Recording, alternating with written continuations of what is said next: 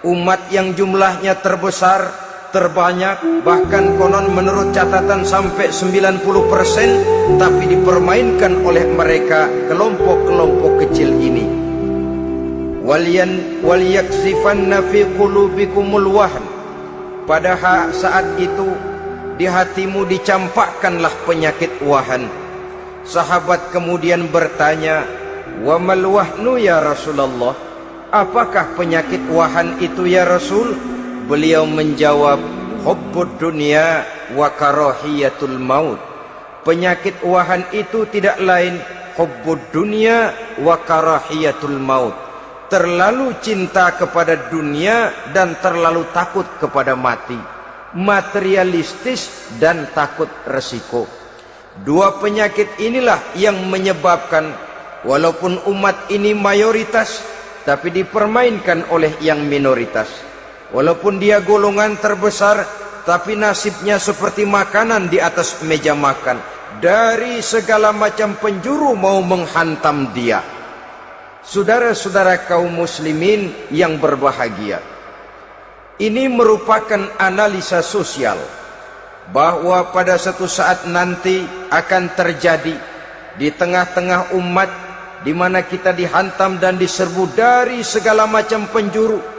Akidah didangkalkan, peradaban dan kebudayaan dirusak, makanan dan minuman diracuni, pakaian ditelanjangi dan lain sebagainya, sampai kita melepaskan nilai Islam yang kita cintai ini. Kondisi sosial ini satu saat akan datang kepada kita. Demikian analisa dan peringatan dari Rasulullah sallallahu alaihi wasallam. Marilah sekarang kita melihat, adalah benar bahwa di zaman sekarang kita insya Allah tidak akan mengalami perang Badar sehebat yang pernah dialami oleh Rasul dan para sahabatnya. Tetapi sesungguhnya perang yang kita hadapi di zaman sekarang ini tidak kalah hebatnya dengan perang Badar, tidak kurang dahsyatnya dengan perang Uhud, tidak kurang ngerinya dari perang Khandaq. Hanya saja yang kita hadapi sekarang ini bukan ujung pedang, bukan ujung tombak, bukan ujung panah. Yang kita hadapi sekarang ini adalah perang akidah, perang ideologi, perang mempertahankan keyakinan. Yang kalau kita kalah sekarang, kita memang masih beragama. Tetapi anak kita, cucu kita, generasi yang akan hidup 5, 10, 20, 30 tahun yang akan datang, wallahu a'lam bissawab. Islam, saudara-saudaraku, tidak mungkin hilang dari dunia. Tetapi tidak mustahil Islam gulung tikar dari desa kita. Tidak mustahil Islam gulung tikar dari kampung dan kota kita, jikalau kita tidak menjaganya, jikalau kita tidak memeliharanya, bahkan jikalau kita tidak mewariskannya kepada anak-anak kita, generasi yang akan datang. Marilah kita mengingat sejenak bagaimana Islam di Spanyol yang pernah jaya, pernah mewarnai daratan Eropa, dan yang sekarang hanya sekedar tinggal ceritanya saja.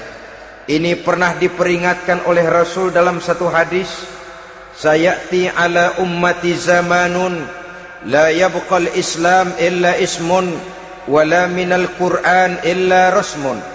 Akan datang satu masa di tengah umatku di mana pada masa itu Islam ada tapi hanya tinggal sekedar namanya saja, dan Quran pun ada tapi cuma sekedar tinggal tulisannya saja. Apabila kita tidak mewariskan ini kepada generasi yang akan datang, maka serbuan-serbuan dari berbagai macam penjuru dari hari ke hari semakin kita rasakan kehebatannya. Tidak mustahil sejarah Spanyol akan terjadi di desa kita, akan terjadi di kampung kita, akan terjadi di kota kita.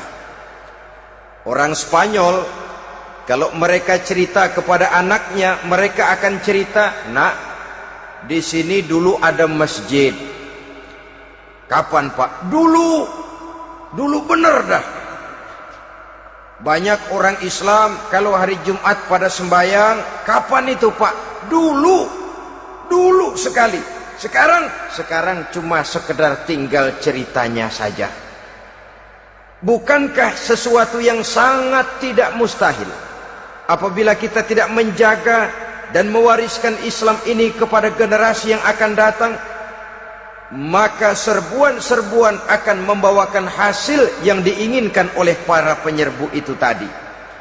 Kita sudah menjadi umat yang mayoritas, tetapi umat yang mayoritas ini menurut Rasul dikepung sedemikian rupa, akidahnya didangkalkan, peradaban dan kebudayaannya ditekan sedemikian rupa, kehidupan sosialnya dibuat individualis, kemudian dari segi pergaulan, pakaian, makanan, minuman dan sebagainya diracuni, sampai dia tidak lagi berpegang teguh kepada agamanya.